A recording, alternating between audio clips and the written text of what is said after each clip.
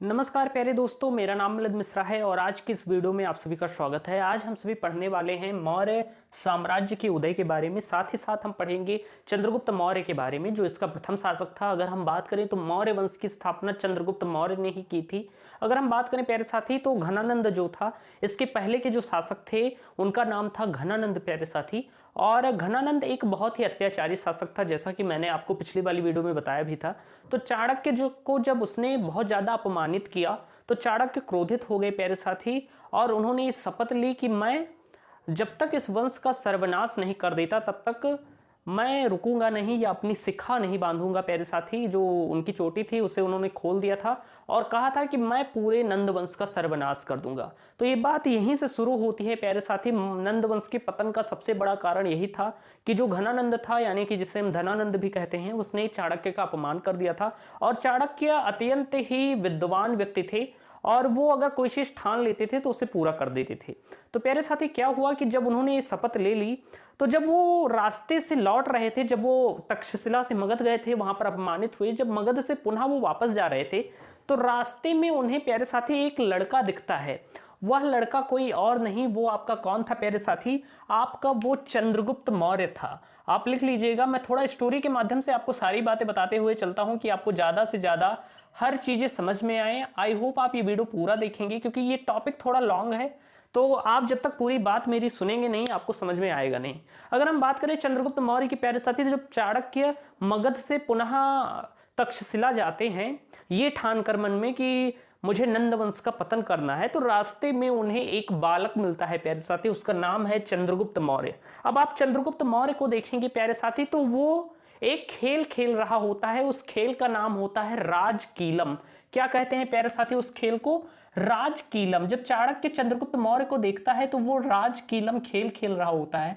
अगर हम बात करें इस राजकीलम खेल की प्यारे साथी, तो राजकीलम खेल एक इस तरह का खेल है कि इसमें क्या होता है कि एक लड़का कोई राजा बन जाता है और उसके जो मित्र होते हैं वो प्रजा टाइप के बन जाते हैं या कोई समस्या लेकर आते हैं। जिस खेल खेल में होता नहीं है, बचपन में सभी ने खेला होगा कि तुम राजा बन जाओ और ये प्रजा बन जाए और तुम डिसीजन लोगे। इसी तरह का एक खेल होता है प्यारे साथी राजकीलम। इसमें क्या होता है, एक बच्चा राजा बन जाएगा, जो उसके दो तीन मित्र हैं वो प्रजा बन जाएंगे, फिर वो कोई समस्या लेकर आएंगे और जो लड़का राजा बना है उसका सॉल्यूशन करेगा, यानी कि उस समस्या का समाधान करेगा। चाणक्य ये नजारा देख रहे थे।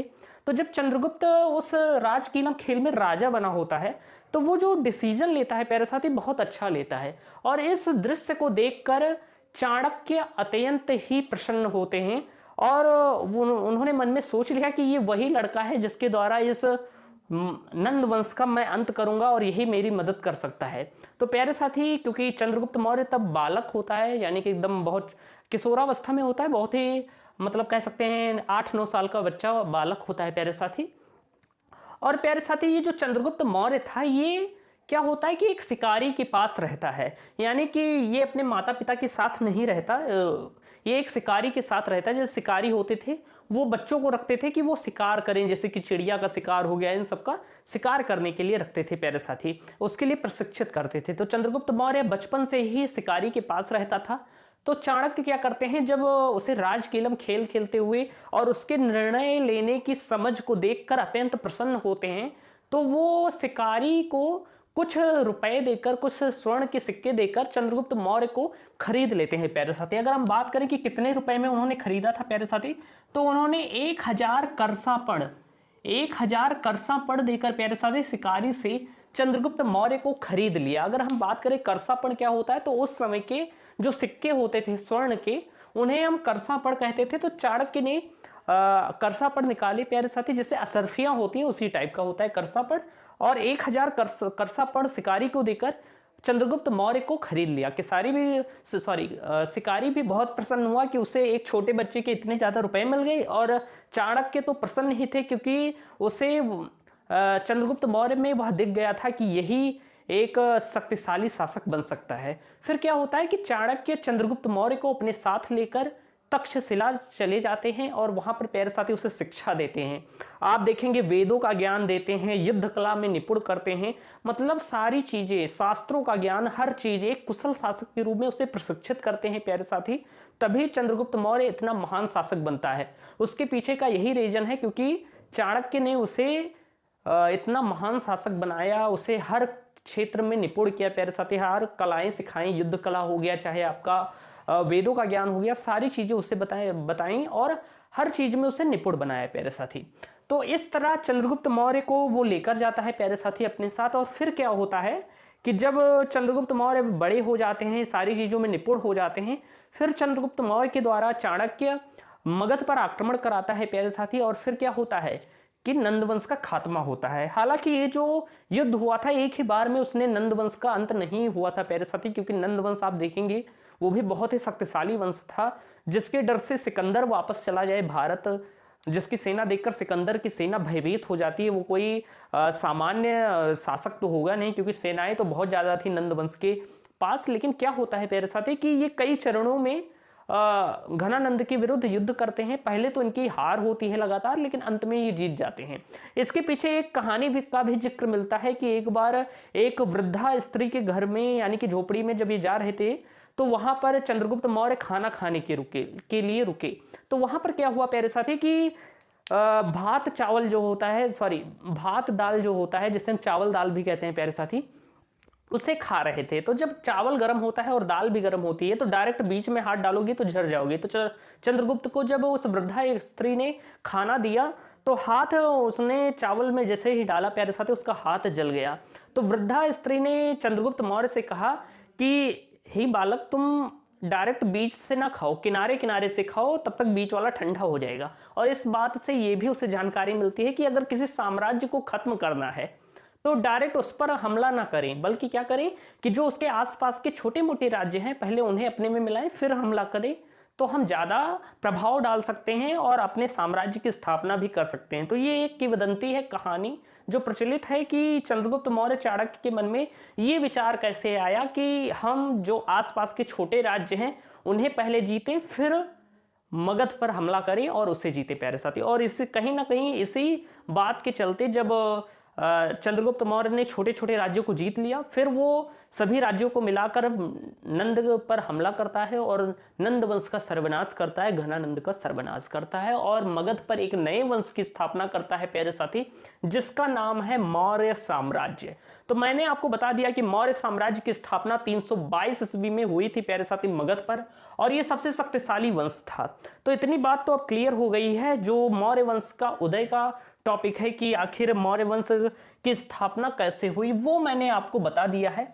और प्यारे साथी, अगर आप इसके नोट्स चाहेंगे तो टेलीग्राम चैनल पर मैं इसके नोट्स डाल दूंगा, नीचे डिस्क्रिप्शन बॉक्स में उसकी लिंक दी गई होगी, या आप टेलीग्राम पर सर्च कर लीजिएगा स्टडी विथ मिलिंद, वहां पर आपको इसके नोट्स मिल जाएंगे। प्यारे साथी, अब हम बात करते हैं, क्योंकि आपको पता चल गया कि मगध पर मौर्य वंश की स्थापना 322 BC में हुई। तो आप लिख लीजिएगा, मौर्य वंश की स्थापना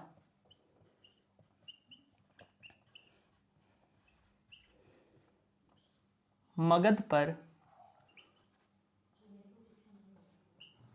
322 ईस्वी में, सॉरी 322 ईसा पूर्व में हुई प्यारे साथी, ईस्वी नहीं ईसा पूर्व। ओके, तो जो मौर्य वंश था प्यारे साथी, इसकी स्थापना मगध पर 322 BC यानी कि ईसा पूर्व में हुई। अब हम बात करते हैं प्यारे साथी थोड़ा चंद्रगुप्त मौर्य के बारे में कि आखिर इसे मौर्य क्यों कहा गया। कुछ इससे कुछ बातें हैं जो अक्सर आपको जाननी चाहिए। अगर हम बात करें प्यारे साथी, तो अधिकतर कि ये किस जाति तक का था, मौर्य वंश के, सॉरी चंद्रगुप्त मौर्य किस जाति का था प्यारे साथी। तो कई विद्वान तो इसे शूद्र जाति का मानते हैं, लेकिन अधिकतर विद्वान इसे किस जाति का मानते हैं, क्षत्रिय जाति का मानते हैं प्यारे साथी। अधिकतर विद्वान जो हैं वो इसे कहते हैं कि चंद्रगुप्त मौर्य जो था वो आपका क्षत्रिय था। क्यों कहते हैं कि ये क्षत्रिय था? क्योंकि उनका ये मत है प्यारे साथी कि जो ये चंद्रगुप्त मौर्य थे, इनके माता पिता मौर्य जनपद में रहते थे। कहाँ पर रहते थे प्यारे साथी? मौर्य जनपद में। और मौर्य जनपद जो था प्यारे साथी, यहाँ पर मौर्य क्षत्रिय रहा करते थे, मौर्य क्षत्रिय रहा करते थे प्यारे साथी। अब क्योंकि इसका जन्म मौर्य क्षत्रिय कुल में हुआ, इसलिए इसे चंद्रगुप्त मौर्य भी कहा गया। जैसे देखिए मौर्य आ रहा है ना, तो इसे मौर्य भी कहा गया प्यारे साथी, चंद्रगुप्त मौर्य भी कहा गया। कई जगहों पर यह भी वर्णन मिलता है कि इनकी माता का नाम मुरा था, इसलिए इनके पीछे, जो नाम के पीछे चंद्रगुप्त मौर्य लगा, कहीं ना कहीं यही रीजन था कि इन्हें चंद्रगुप्त मौर्य इसलिए कहा गया प्यारे साथी। ये भी कहा जाता है कि जब इनका जन्म हुआ प्यारे साथी चंद्रगुप्त मौर्य का, तो इनकी माता ने इन्हें गौपालक के यहाँ छोड़ दिया था, यानी कि जो ग्वाला होता है उनके यहाँ दे दिया था। फिर उस ग्वाले ने शिकारी को भेज दिया था प्यारे साथी इन्हें, जैसा कि मैंने आपको बताया कि किस तरह के शिकारी से चाणक्य ने खरीदा था चंद्रगुप्त मौर्य को। तो जो ग्वाले को इनकी माँ ने क्या किया था कि दे दिया था सुरक्षित रखने के लिए। ऐसा भी माना जाता है कि जो इनका जनपद था जहाँ के इनके माता पिता राजा थे, वो प्यारे साथी क्या था कि वहां पर नंदों का आक्रमण हो गया था। तो कई जगहों पर यह भी उल्लेख मिलता है कि इनका जो राज्य था इस पर नंदों का आक्रमण हो गया था। तो इनकी माता ने उनसे बचाने के लिए चंद्रगुप्त मौर्य को एक ग्वाले के यहाँ बेच दिया था प्यारे साथी, और सॉरी बेच नहीं दिया था, मतलब छोड़ दिया था। फिर उस ग्वाले ने क्या किया कि उसे शिकारी को बेच दिया चंद्रगुप्त मौर्य को, और फिर ऐसे चलता रहा प्यारे साथी, और अंत में चाणक्य उसे खरीद लेते हैं। तो ऐसी किंवदंतियां हैं, इसमें कोई 100% रियलिटी भी नहीं है, लेकिन मैं आपको समझाने के लिए ये सारी बातें बता रहा हूँ। ये आप ध्यान रखिएगा कि ये क्षत्रिय जाति का माना जाता है, और ये मौर्य जनपद का प्यारे साथी रहने वाला था, मौर्य क्षत्रिय था, इसलिए इसे चंद्रगुप्त मौर्य भी कहा गया। अब हम बात करते हैं प्यारे साथी और भी कुछ चीज़ों के बारे में। अगर मैं बात करूं प्यारे साथी चंद्रगुप्त मौर्य के बारे में, तो प्यारे साथी चंद्रगुप्त मौर्य एक बहुत ही प्रतापी राजा था और बहुत ही शक्तिशाली राजा था। इसने भारत की सीमाओं का बहुत ज़्यादा विस्तार किया। आप देखेंगे प्यारे साथी, तो अगर मैं बताना चाहूँ चंद्रगुप्त मौर्य के बारे में, तो एक आपको लेखक मिलेंगे महान, जिसका नाम है विशाख दत्त। क्या नाम है प्यारे साथी? विशाख दत्त। तो विशाख दत्त की प्यारे साथी एक पुस्तक है, विशाख दत्त की एक पुस्तक है प्यारे साथी, और उस पुस्तक का नाम है प्यारे साथी मुद्रा राक्षस। मुद्रा राक्षस। और प्यारे साथी इसी बुक में क्या होता है कि इस बुक में मौर्य वंश के बारे में जानकारी मिलती है, मौर्य वंश के उदय के बारे में जानकारी मिलती है, मौर्य वंश के उदय के बारे में जानकारी मिलती है, मौर्य वंश के उदय के बारे में जानकारी मिलती है प्यारे साथी, मिलती है।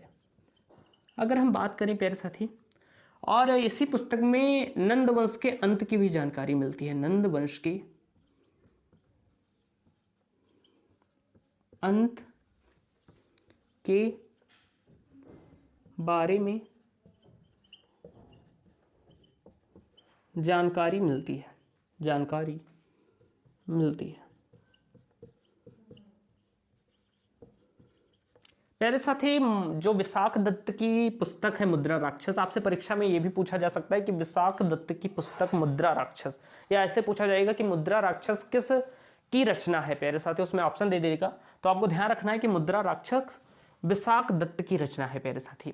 और मौर्य वंश के उदय के बारे में जानकारी भी इसमें मिलती है, और नंद वंश के अंत के बारे में भी जानकारी इसी में मिलती है प्यारे साथी। विशाख दत्त की पुस्तक मुद्रा राक्षस में ही चंद्रगुप्त मौर्य को क्या कहा गया है? चंद्रगुप्त मौर्य को प्यारे साथी वृषल कहा गया है। चंद्रगुप्त मौर्य को क्या कहा गया है प्यारे साथी?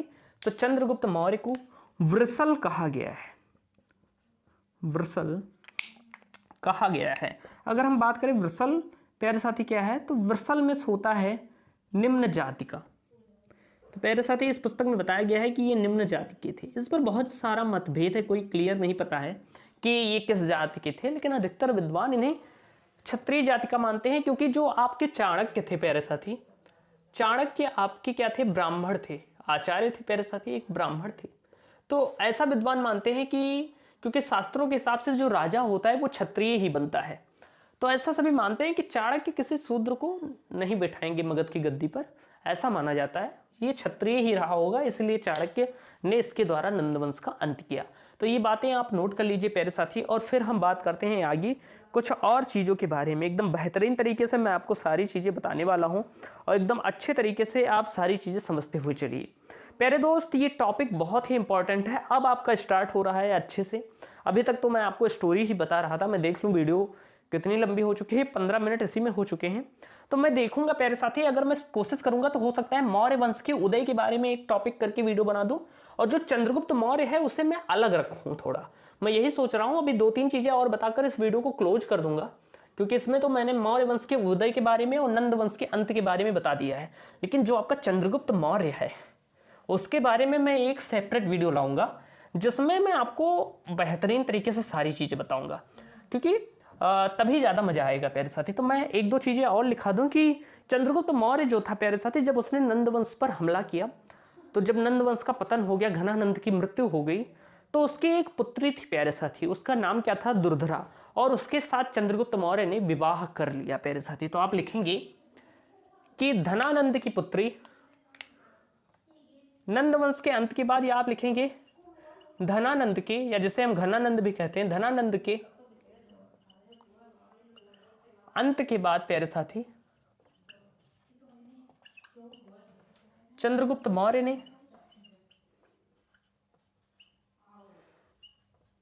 ने उसकी पुत्री के साथ, उसकी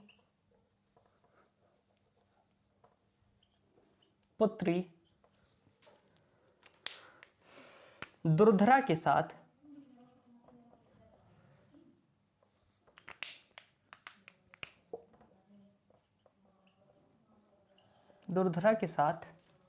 विवाह कर लिया, प्यारे साथी। तो घनानंद की मृत्यु के बाद चंद्रगुप्त मौर्य ने उसकी पुत्री के साथ क्या कर लिया था, विवाह कर लिया था प्यारे साथी।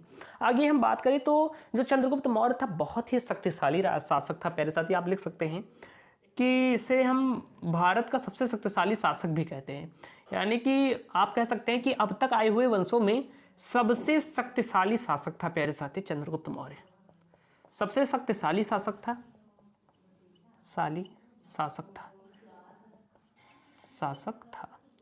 साथ ही मैं आपको बताना चाहूं प्यारे साथी, तो एक इतिहासकार हैं जिनका नाम है विसेंट स्मिथ।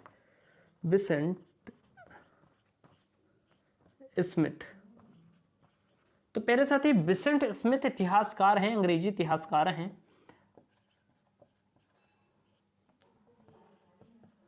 के अनुसार प्यारे साथी, इनके अनुसार क्या है कि इन्होंने कहा है कि चंद्रगुप्त मौर्य इतना ज्यादा शक्तिशाली शासक था, इसने अपनी सीमाओं का इतना ज्यादा विस्तार किया, यानी कि भारत की सीमाओं का, मगध की सीमाओं का इतना ज्यादा विस्तार किया कि प्यारे साथी इस सीमा को 18वीं 19वीं सदी तक अंग्रेज और मुगल भी प्राप्त नहीं कर पाए। तो प्यारे साथी कहा कि विसेंट स्मिथ इतिहासकार के अनुसार क्या कहा गया प्यारे साथी, कि चंद्रगुप्त मौर्य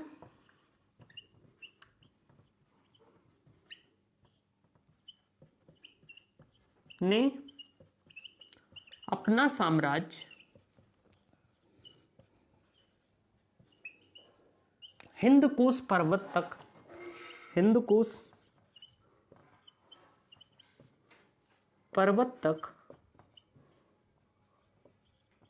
विस्तारित किया प्यारे साथी। ये जो हिंदकुश पर्वत है आपका अफगानिस्तान के उधर पड़ता है, तो वहां तक प्यारे साथी भारत की सीमाओं का विस्तार किया, मगध की सीमाओं का विस्तार किया। और इन्होंने ये भी कहा कि 18वीं 19वीं सदी तक ये सीमा अंग्रेज और मुगल मिलकर भी नहीं मतलब जोड़ सके थे भारत में, जितना चंद्रगुप्त मौर्य ने किया प्यारे साथी। तो एक बहुत ही शक्तिशाली शासक था। इसके बारे में इसने सेल्यूकस निकेटर को हराया, इन सब के बारे में हम जानेंगे अगली वीडियो में, क्योंकि आज थोड़ा सिर भी दर्द कर रहा है मेरा, बहुत दिन से वीडियो नहीं आ पाई थी, तो मैंने कोशिश किया कि लाओ कुछ ना कुछ बना ही देता हूं। और वो टॉपिक ज़्यादा ही इंटरेस्टिंग है, चंद्रगुप्त मौर्य के बारे में पढ़ना, तो इसे हम अगली वीडियो में पढ़ेंगे प्यारे साथी। एकदम बेहतरीन तरीके से आपको मैं सारी चीज़ें बताऊंगा। आज के लिए इतना ही, मिलते हैं अगली वीडियो में, तब तक के लिए धन्यवाद। जय हिंद, वंदे मातरम।